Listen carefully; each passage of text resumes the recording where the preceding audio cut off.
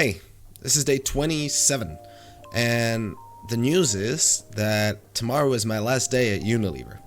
So I'm packing up all my stuff, I'm migrating my account from the work phone to my home phone. I'm just setting it up as close as I can so it doesn't feel like a big shift.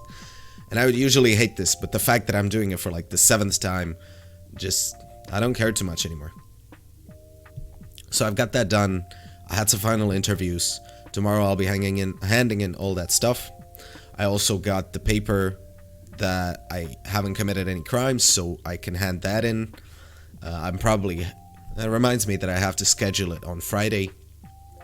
I've ordered the last gift, which I'm also going to be picking up on Friday. And the throat is getting, somewhat better. It's not getting worse. And that's the best part. And other than that, I've got the second contract ready. I've bought more connects on Upwork, so I want to get into that.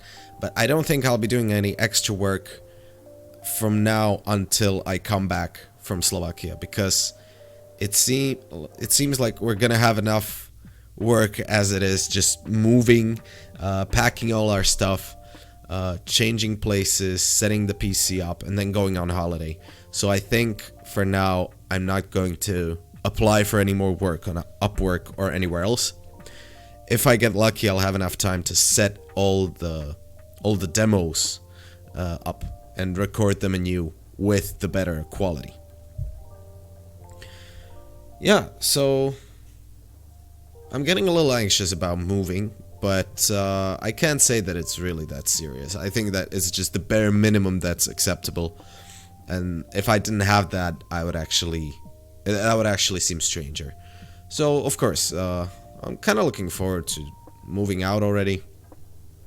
As I said, it's getting worse day by day, but I think that's just because we have a set deadline now. So if you don't have a deadline, it's much easier for you to...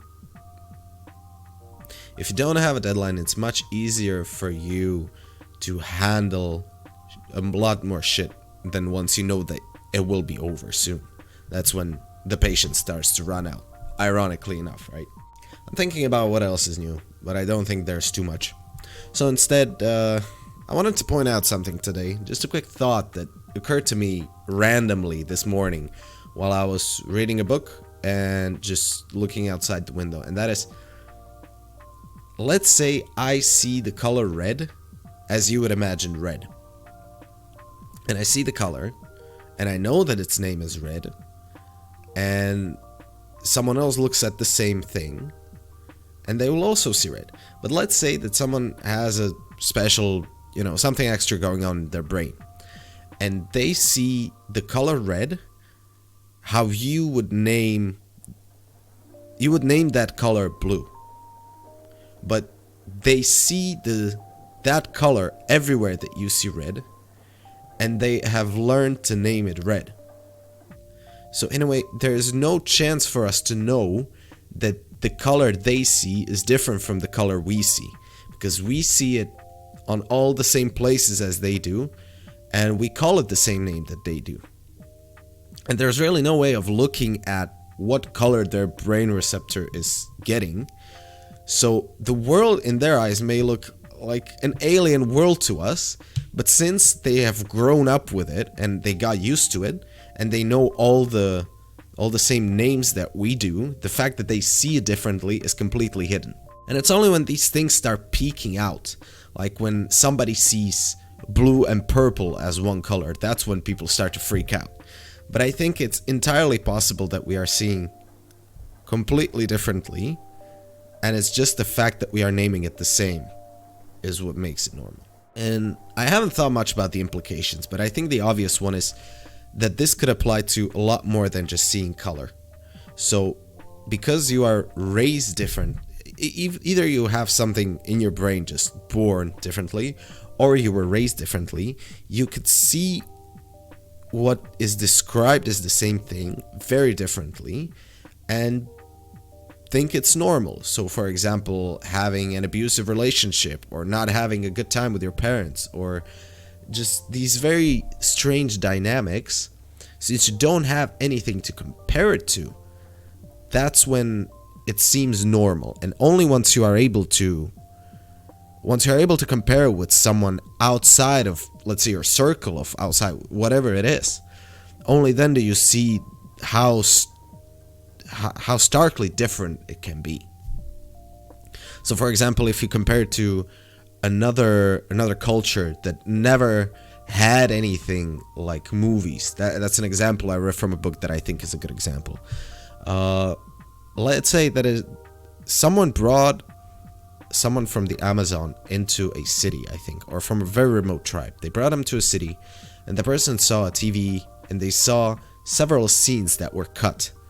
We are used to the fact that they are small snippets that make sense in and of themselves, and then the camera switches to another time or to another perspective, so it's pointing to the other person that's talking. They totally didn't get it. It didn't make any sense to them, and they scrambled to make any reasoning as to why that's going on. And I find that so fascinating, because that means everyone can have a very different perception of what we would call the same thing, and it's only once you put them next to each other are you able to see the differences.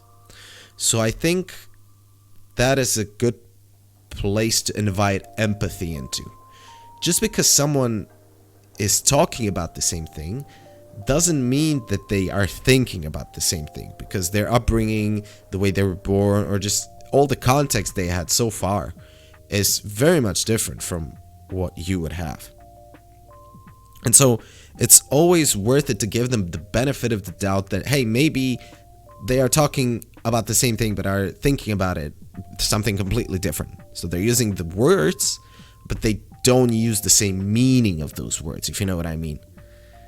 And yeah, I think that just invites more miscommunication, and is definitely something to be wary about, especially in those high tense, very intense situations where a lot depends on how the other person says it. So you want to make sure that you are speaking in their context, not in yours, so to avoid any misconceptions. That's about it for me. I hope it makes sense, because I now realize that is a very abstract idea, and it's tough to put into words just like that. But I'll have to think about it some more. Anyway, thanks for watching. See you tomorrow.